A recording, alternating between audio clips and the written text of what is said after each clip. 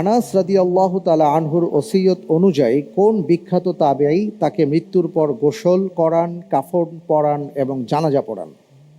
এ ইবনে Shihab Zuhri, B Muhammad ইবনে Sirin, C সালামা ইবনে দিনার, D রাবি ইবনে হুসাইন রাহিমাহুমুল্লাহ।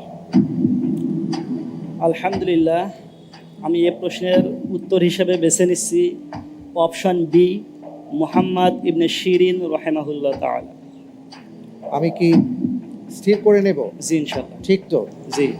স্থির করা হোক বি মুহাম্মদ ইবনে সিরিন রাহিমাহুল্লাহ।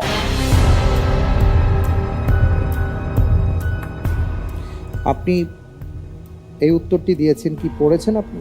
জি। আপনার কি মনে হয় যে মুহাম্মদ ইবনে সিরিন রাহিমাহুল্লাহ এটাই পড়েছেন? হ্যাঁ, এটাই মনে হচ্ছে। ঠিক তো? জি। তাহলে উত্তর সঠিক হয়েছে। আলহামদুলিল্লাহ। আলহামদুলিল্লাহ, সঠিক উত্তর, মাশাআল্লাহ। জি, আনাস রাদিয়াল্লাহু তাআলা আনহু ওসিয়ত করেছিলেন তাকে যেন মৃত্যুর পরে মুহাম্মদ ইবনে সিরিন রাহিমাহুল্লাহ গোসল করান এবং কাফন পরান, জানাজা পড়ান, সেটাই হয়েছিল। আল্লাহু আকবার। আল্লাহ